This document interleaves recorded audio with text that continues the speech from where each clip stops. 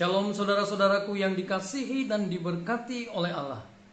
Bersama saya Daniel Pitagal, kita akan mendengarkan Tuhan berfirman. Kita akan merenungkan kebenaran firman Tuhan bersama-sama. Saudaraku, pernahkah saudara mendengarkan berita sukacita? Saya yakin setiap berita sukacita itu adalah sesuatu yang menyegarkan jiwa kita, yang memberikan semangat kepada kita, yang membuat langkah kita semakin kuat di dalam menjalani hidup ini.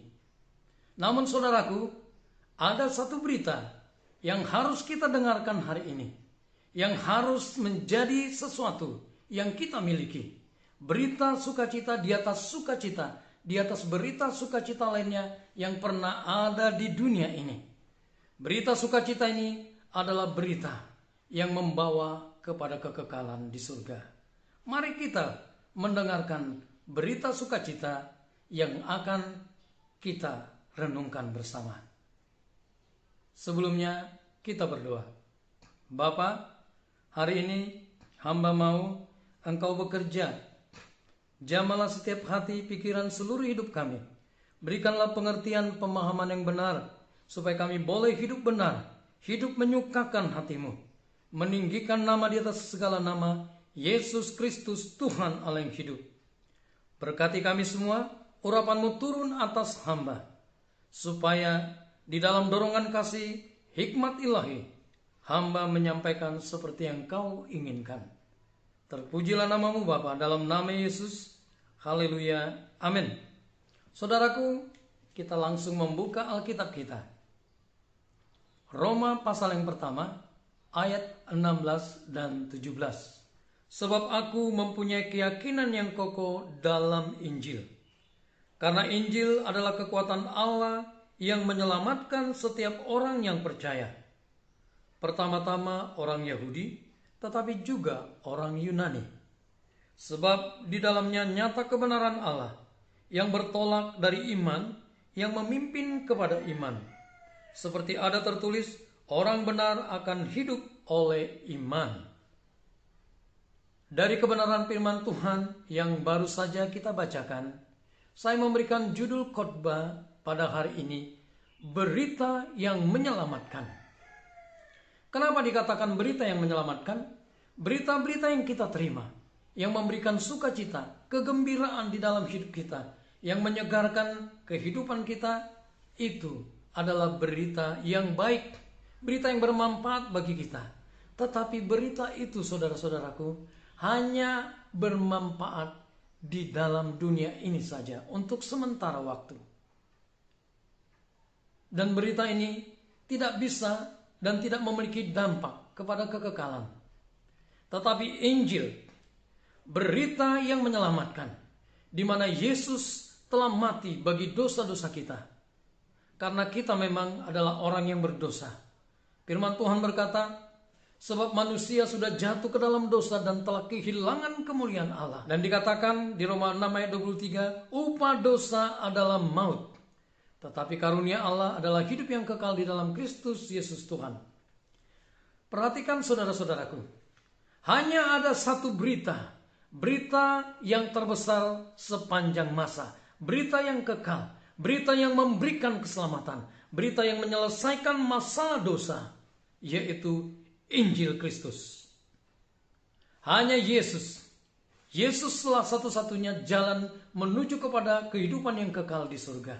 Tidak ada jalan lain. Tidak ada berita lain yang dimana olehnya manusia diselamatkan. Tidak ada satupun manusia di dunia ini yang bisa oleh karenanya, oleh karena namanya kita diselamatkan. Berita Injil satu-satunya berita yang menyelamatkan. Yesus datang ke dunia ini mengambil rupa sebagai manusia, kemudian mati di kayu salib untuk dosa-dosa kita, mendamaikan kita kembali dengan Bapa, kemudian bangkit dari kematian, memberikan hidupnya, hidup yang kekal kepada setiap orang yang percaya kepadanya. Kemudian saudaraku, tidak hanya sampai di situ. Yesus naik ke surga, di sana Dia menyediakan tempat bagi setiap kita yang percaya kepadanya, yang telah menerima Dia sebagai Tuhan dan Juru Selamat di dalam kehidupan kita. Dan dari sana Dia akan datang kembali untuk menjemput setiap orang yang hidup dan yang mati. Dia akan menghakimi, tetapi dia akan membawa kita yang percaya kepadanya untuk tinggal bersama-sama dengan dia di surga yang mulia untuk selama-lamanya. Saudaraku, inilah berita di atas berita sukacita yang pernah ada di dunia ini, yaitu berita Injil, berita keselamatan, berita yang menyelamatkan di dalam Kristus Yesus Tuhan. Saudaraku, hal yang kedua dari kebenaran firman Tuhan ini, selain ini adalah berita yang menyelamatkan, yang kedua, berita keselamatan ini menjadi milik kita ketika kita menerimanya dengan iman. Dikatakan di sana, imanlah di dalam kebenaran Allah telah nyata. Ketika kita beriman, maka kita menerima kehidupan yang kekal. Di Efesus 2 ayat 8 dan 9, intinya di sana dikatakan bahwa kita diselamatkan karena iman kepada Kristus Yesus, bukan hasil perbuatan kita, bukan karena kebaikan kesalehan kita, tetapi karena kasih karunia Allah yang dinyatakan di dalam Yesus Kristus yang telah mati dan dibangkitkan bagi kita. Saudaraku, ini menjadi berita yang luar biasa. Berita dan satu-satunya berita yang memberikan dampak kepada kehidupan yang kekal. Dampak yang menyelamatkan kita dari keberdosaan kita yang sedang menuju kepada kematian yang kekal di neraka. Oleh sebab itu, ketika berita ini disampaikan, terimalah, maka keselamatan hidup yang kekal itu menjadi milik kita. Dan ketika kita memberitakan keselamatan, berita Injil ini kepada orang lain, penuh dengan keyakinan yang kokoh seperti Paulus, inilah satu-satunya berita yang paling luar biasa, berita di atas berita-berita yang ada di dunia ini, yaitu Injil keselamatan di dalam Kristus Yesus Tuhan. Saudaraku, dengar, ketika kita menerima dengan iman, kita dicatat namanya di surga dan tempat kita disediakan di surga yang mulia, dan Yesus akan datang kembali untuk menjemput kita, membawa kita untuk hidup bersama-sama dengan Dia di dalam kemuliaannya di surga yang kekal. Dan saudaraku, dengar, malaikat di surga pun bersuka cita ketika kita menerima Yesus sebagai Tuhan dan Juru Selamat dalam hidup kita. Saya akan bacakan untuk kita semua dari Lukas pasal yang ke-15 ayat yang ke-10. Aku berkata kepadamu, demikian juga akan ada sukacita pada malaikat-malaikat Allah karena satu orang berdosa yang bertobat. Saudaraku, sukacita di dunia, tetapi sukacita di surga juga nyata. Dan yang paling luar biasa, kita beroleh hidup yang kekal dan akan tinggal bersama-sama dengan Dia di surga yang mulia. Sebelum saya menutup, ada sebuah kesaksian. Pada tanggal 12, bulan 12, ada 12 orang menerima Yesus sebagai Tuhan dan Juru Selamat di dalam hidup mereka.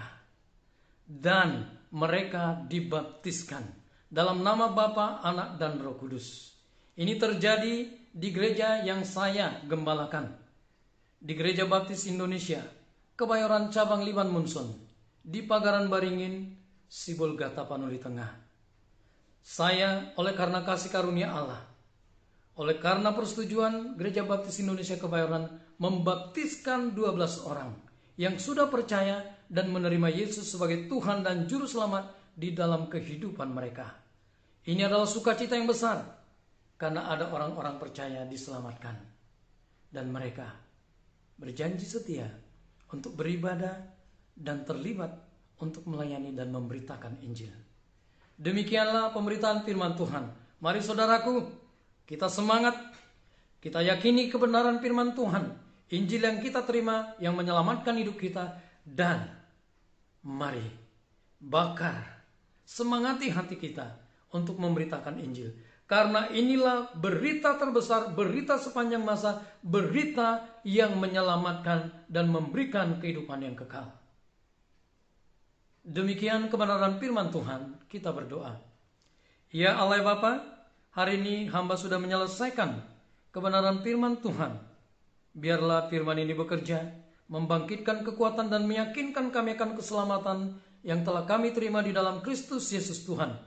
dan ajar kami. Berikan kami kekuatan, keberanian yang kudus, supaya kami pun menjadi saksi Kristus, memberitakan Injil dengan keyakinan yang kokoh. Ini adalah kekuatan Allah yang menyelamatkan setiap orang yang percaya. Biarlah Engkau Roh Kudus menyertai ketika kami memberitakannya. Terima kasih Bapa. Segala puji, syukur, hormat, kemuliaan hanya bagimu di tempat yang maha tinggi. Dalam nama Yesus, haleluya, amin. Demikian kebenaran firman Tuhan. Hari ini saya percaya hati kita, semangat kita dibakar oleh Roh Kudus, dan kita menjadi alat-alat yang mulia di tangan Allah. Tuhan Yesus memberkati kita semua. Shalom.